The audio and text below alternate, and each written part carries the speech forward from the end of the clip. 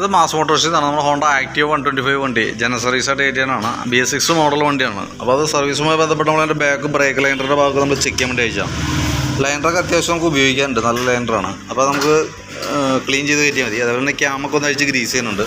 പിന്നെ ഫ്രണ്ട് ബാക്കും ബ്രേക്ക് നമ്മൾ ഓടിക്കുന്ന സമയത്ത് ഒരു ടൈറ്റ് ഫീൽ ചെയ്യുന്നുണ്ട്. അപ്പോൾ നമ്മൾ ചെക്ക് ചെയ്യുന്ന സമയത്ത് അതിൻ്റെ ഈ കേബിളൊക്കെ ഉണ്ടല്ലോ, ബാക്കിലേക്ക് വന്ന ഔട്ടർ കേബിളും വലിഞ്ഞ് നിൽക്കുക നല്ല രീതിയിൽ ടൈറ്റായിട്ടുണ്ട് കേട്ടോ.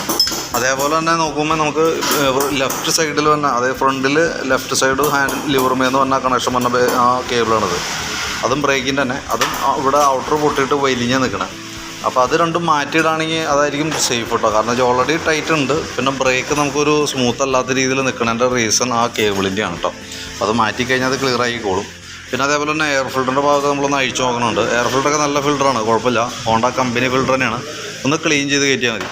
പിന്നെ ക്ലച്ചിൻ്റെ ഭാഗത്ത് നമ്മൾ അഴിച്ചു നോക്കുമ്പോൾ വേറെ പറയത്തക്ക ഓയിൽ ലീക്കോ കാര്യങ്ങളൊന്നുമില്ല. ബെൽറ്റിൻ്റെ കണ്ടീഷനായാലും സെൻട്രൽ പോർഷൻ ചെറിയൊരു പൊട്ടലൊക്കെ തുടങ്ങിയിട്ടുണ്ട്. എന്നാൽ ഇത് തീരെ മോശം എന്ന് പറയാവുന്ന കണ്ടീഷനിലേക്ക് ആയിട്ടില്ല. അപ്പോൾ വേണമെങ്കിൽ നമുക്ക് പരമാവധി ഓടിക്കാം. അത്യാവശ്യം കൂടുതൽ ഓട്ടം, ലോങ് ആയിട്ടുള്ള ഓട്ടം ഉണ്ടെന്നുണ്ടെങ്കിൽ നമുക്കത് മാറ്റി കളയാനായിരിക്കും ബെറ്റർ. അതല്ല ഈ ലോക്കലൊക്കെ ഉള്ളൂ, നിസ്സാരമൊക്കെ ഓടണുള്ളൂ എന്നുണ്ടെങ്കിൽ നമുക്ക് അടുത്ത സർവീസിൽ ചേഞ്ച് ചെയ്തിട്ടാലും മതി.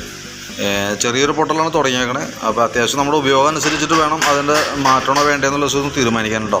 അത് ആ വീഡിയോ കണ്ടപ്പോൾ നോക്കിയിട്ടൊന്ന് പറഞ്ഞാൽ മതി. കാരണം എന്ന് വെച്ച് കഴിഞ്ഞാൽ ആവറേജ് തീരെ മോശാവസ്ഥയിലേക്ക് എത്തിയിട്ടില്ല എങ്കിൽ കൂടി ഇപ്പോൾ ചെറിയതായിട്ടുള്ള പൊട്ടൽ തുടങ്ങിയിട്ടുണ്ട്.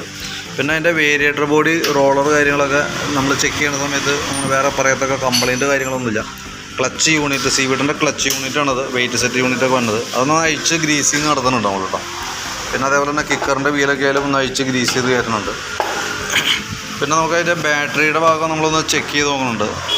ആമറോണിൻ്റെ ബാറ്ററിയാണ് ഇരിക്കണേ. വണ്ടി വന്നപ്പോൾ ഉള്ള ബാറ്ററിയാണ്. ബാറ്ററി ടെസ്റ്റും കൂടി കൂട്ടത്തിൽ നടത്തി വിടുന്നുണ്ട്. വോൾട്ട് ചെക്ക് ചെയ്യുമ്പോൾ 12.956 റേഞ്ചിലൊക്കെ വരുന്നുണ്ട് വോൾട്ട് ആവറേജ് നമുക്ക് കിട്ടുന്നുണ്ട്. പക്ഷേ ബാറ്ററി നമ്മൾ ടെസ്റ്റ് മോഡിലേക്ക് വിടുന്ന സമയത്ത് ഇവിടെ കംപ്ലൈൻ്റ് ആയിട്ട് കാണിക്കാം.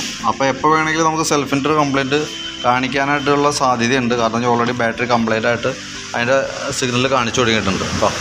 അപ്പോൾ സെൽഫിൻ്റെ കംപ്ലൈൻറ്റ് സെൽഫ് എടുക്കാനായിട്ടുള്ളൊരു ബുദ്ധിമുട്ട് വന്നു കഴിഞ്ഞാൽ ഉറപ്പ് കണക്കൂട്ടാ ബാറ്ററിയുടെ ആണെന്നുള്ള ദിവസം മനസ്സിലാക്കാം കേട്ടോ. പിന്നെ ഫ്രണ്ടിലേക്ക് വരുമ്പോഴത്തേക്ക് ഞാൻ ഈ പറഞ്ഞ രീതിയിൽ നമുക്ക് അതിൻ്റെ ഒരു കേബിൾ മാറ്റാനുണ്ട്. ഫ്രണ്ട് വീലും അഴിച്ചതിൻ്റെ ക്യാമ് കാര്യങ്ങളൊക്കെ ഒന്ന് ഗ്രീസിങ് നടത്തിയിട്ട് വേണം നമുക്ക് റീസെറ്റ് ചെയ്യാനായിട്ട് കേട്ടോ. പിന്നെ ഓൾറെഡി നമുക്ക് പിന്നെ എൻ്റെ എഞ്ചിൻ ഓയിലൊക്കെ നോക്കിയായിരുന്നു. അപ്പോൾ ഓയിൽ ലെവൽ ചെക്ക് ചെയ്താൽ മതി എന്ന് പറഞ്ഞ പ്രകാരം ഓയിൽ ലെവൽ നോക്കുമ്പോൾ ലെവൽ കാര്യങ്ങളൊക്കെ ഉണ്ട്, വേറെ കുഴപ്പമൊന്നുമില്ല.